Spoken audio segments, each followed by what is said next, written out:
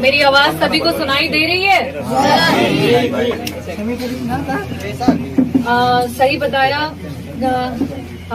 कि ये जो चुनाव है ये संविधान बचाने का चुनाव है।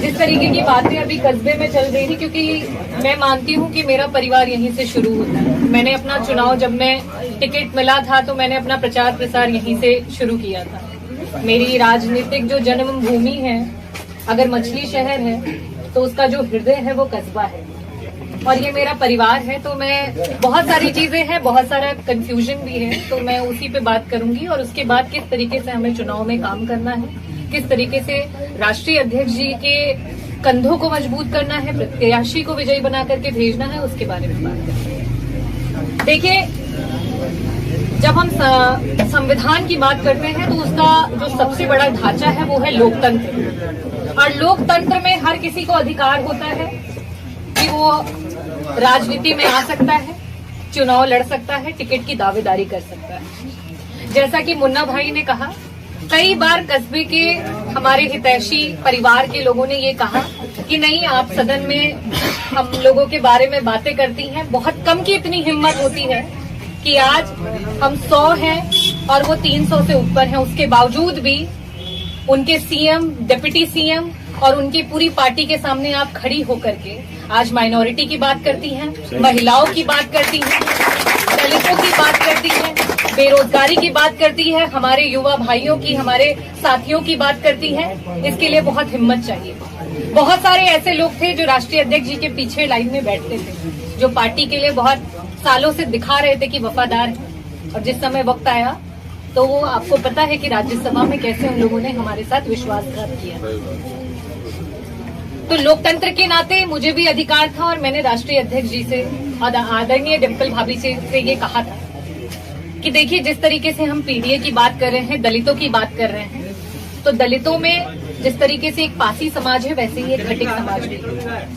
आज अगर हम अदर बैकवर्ड को जोड़ना चाहते हैं, दलितों को जोड़ना चाहते हैं, तो उसमें हमें जिसकी जितनी हिस्सेदारी उसकी उतनी भागीदारी की बात करनी पड़ेगी। और हमने कहा था कि 80 में से कम एक टिकट रागिनी सोनकर को नहीं, खटिक समाज के किसी एक व्यक्ति को आप अवश्य दे दीजिएगा।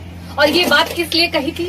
क्योंकि भारतीय जनता पार्टी ने 3 टिकट दी है इस समाज के लोगों को, उत्तर प्रदेश में, बाकी देश में भी दी, अलग अलग जगहों। तो जब ये बातें हुई तो इसमें ये निष्कर्ष निकला था कि अगर वहां से बीपी सरोज लड़ेंगे तो हम यहाँ से सरोज प्रत्याशी नहीं देंगे।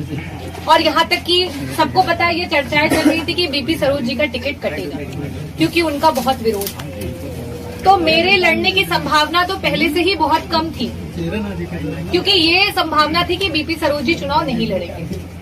मैंने अगर टिकट के लिए बात की थी तो सिर्फ अपने समाज के लिए कही थी, क्योंकि मैं पीडीए को मजबूत करना चाहती थी, राष्ट्रीय अध्यक्ष जी के कंधों को मजबूत करना चाहती थी, समाजवादी पार्टी को मजबूत करना चाहती थी। उसमें बाद में ये किसी कारणवश वो निष्कर्ष निकला कि जब 27 का चुनाव आएगा तब खटिक समाज को उसमें नंबर ऑफ सीट्स बढ़ाई जाएगी और भागीदारी को बढ़ाया जाएगा। उसमें बात हुई और वो वहीं खत्म हो गई। अब हमारे बीच में प्रत्याशी, अब हमारे बीच में चुनाव है, लेकिन इसको इस तरीके से बनाना कि इसमें कोई विरोध कर रहा है, कोई ऐसा है, कोई वैसा है। देखिए, आज एनडीए की सरकार क्या कर रही है? एनडीए की सरकार ये कर रही है कि हमसे पूछ रही है कि हम गद्दार, हम देशद्रोही हैं। और वही चीज अगर आप अपने व्यक्ति से पूछने लगेंगे कि अरे तुम गद्दार हो, तो आप बताइए, आज एनडीए आपको गद्दार बना रही है और आप आपस में लड़ने लगेंगे तो हम कैसे लड़ पाएंगे? उनसे लड़ पाएंगे हम? अगर आपके लिए कोई मजबूती से वहां खड़ा होकर लड़ाई कर रहा है और आप उसी से सवाल करने लगेंगे तो उसका क्या मनोबल नहीं टूटेगा? बिल्कुल टूटेगा। मैंने आप लोगों को अपना परिवार माना और हमेशा कहा, नगर निकाय चुनाव में एक दरवाजे, एक घर गए।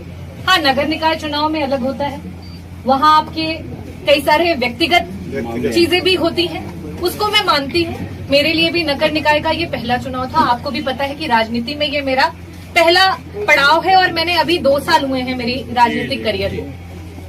लेकिन आप लोगों को भी पता होगा कि पिछले वर्ष जिस समय ईद पड़ी थी, गर्मी से पूरी जनता बेहाल थी।